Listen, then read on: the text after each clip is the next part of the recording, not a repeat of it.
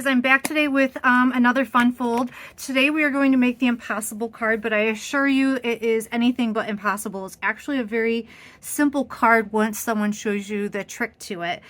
These were really popular a handful of years ago, and I made some in A2 format, and I thought, wow, this would be fun to make in a 5x7 because then you can use some larger stamps.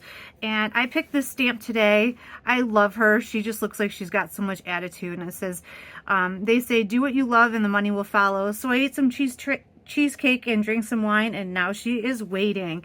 So I hope all of her dreams come true. It's just so nice. And then I also wanted to show you a little trick about how to stamp onto your card base. So let's get started here. All right, when I'm making a card like this, I like to make a template, and I save this so that I don't have to remember all these measurements because it can be kind of tricky. What you want to do is cut a 5x7 piece of cardstock. And these are where you're going to score. You're going to score halfway down the middle, which is 2.5. And then on one side, you're going to do 1.5 from this side, and you're going to do 1.5 from this side. And then also here at 3.5, which happens to be the middle. So I've already done that here onto our cardstock. I don't know if those lines show up, but they're the same lines that are on that template. And then once I have them scored, I'm just going to take my scissors and trim. Here's the 1.5, and then 1.5 from this side. And then you're also going to trim up to that center score line, so you have these 3 flaps. That's all you need to do. And you have your card base. Now this is how simple it is. All we're going to do is turn this, and there we go. We have our whole card base, but I'm not quite ready to turn that yet. I want to do some stamping. So I'm going to come back to this position, and I am going to put a background stamp into my stamp positioner. This is a really pretty new background stamp. It is called Pretty Line Florals. It captured my heart right off the bat, and I couldn't wait to use it. So I nabbed that right away. So I'm just putting this on my sticky mat, and what I'm going to do is, see this line here? I'm going to line my background stamp up with the edge of this line. Make sure it's sticking off here and off this side here. And I'm going to go ahead and stamp this with Versamark. And I'm choosing Versamark because Versamark is just going to make this one shade darker.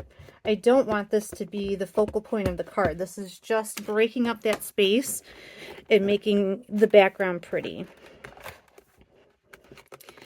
Now, you probably think of Versamark more as an embossing stamp pad, and it is.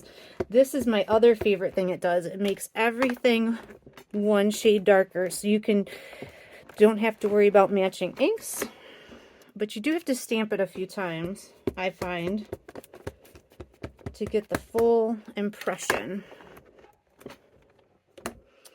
Okay, so I think that shows up pretty well. I really like how that looks.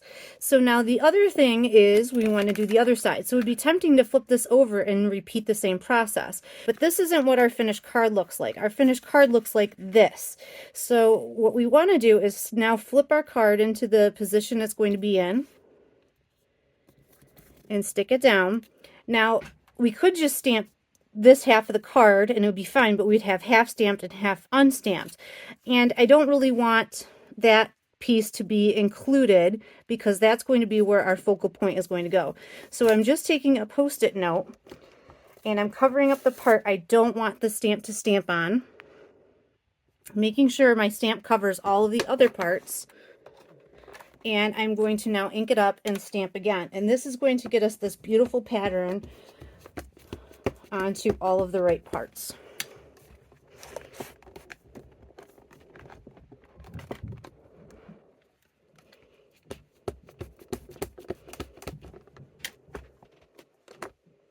Awesome. So now we can take out our Post-it note, we can take out our card base,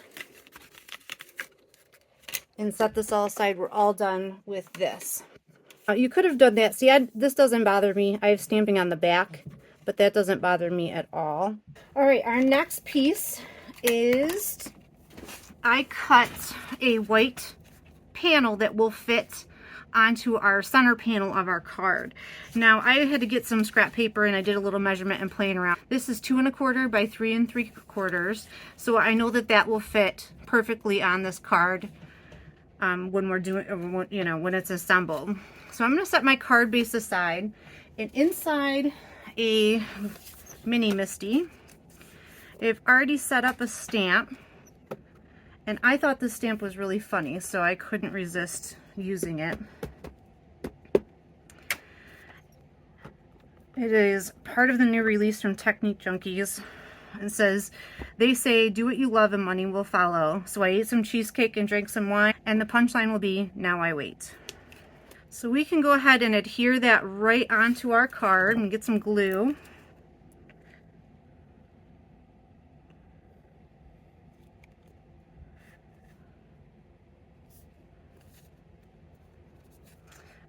And then just to save some time, I have already colored up our focal point, which is this young woman with the coffee.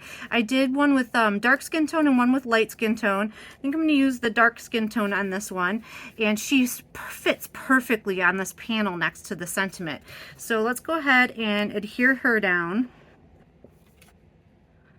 And I personally like when I stick them down to kind of hang off the side a little bit. It just adds a little more interest to the card. There we go.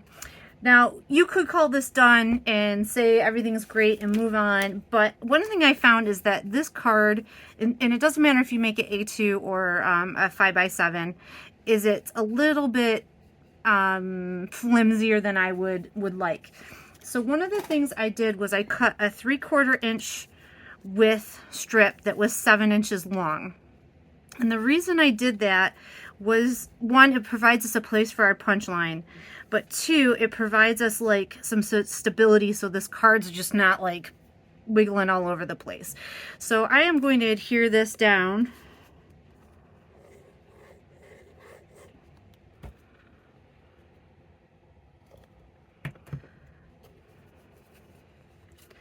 And you could do lots of things. You could put it up here. I am going to put it right here at the edge. I think this is a design choice, so it depends on how you want to do it.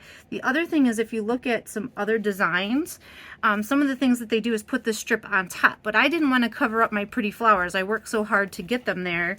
I didn't want to cover them up. So that was a big part of putting it underneath. And here is our punchline sentiment.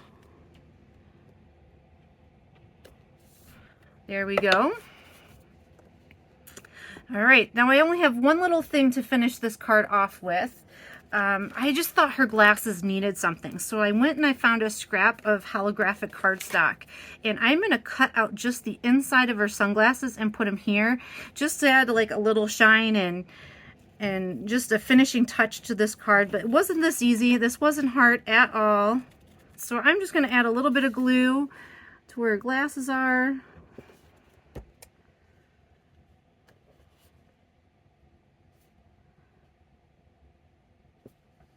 How cool is that? Oops. I love that. I love that little holographic. I mean, you could use foil. You could use any shiny paper. I think would be just awesome. I have a little bit of a fingerprint here on my glasses, but yeah, I wiped right off, so no problem. So there you go, guys. That is the Impossible card. If you're wondering where you could write your message, I think you could write your message right here on the bottom. It does fit in a 5x7 envelope. It lays flat. It ships for a regular stamp, so all the things that we look for, it passes that test. And now we have two, and I flipped the opposite side so you can see what it looks like. So this one I flipped, and then on this side I flipped this side, so you get opposite fun folds, but they're equally as cool. So I'll take pictures of both and share them in the video, and I hope you guys will give this a try. What a fun card. Bye.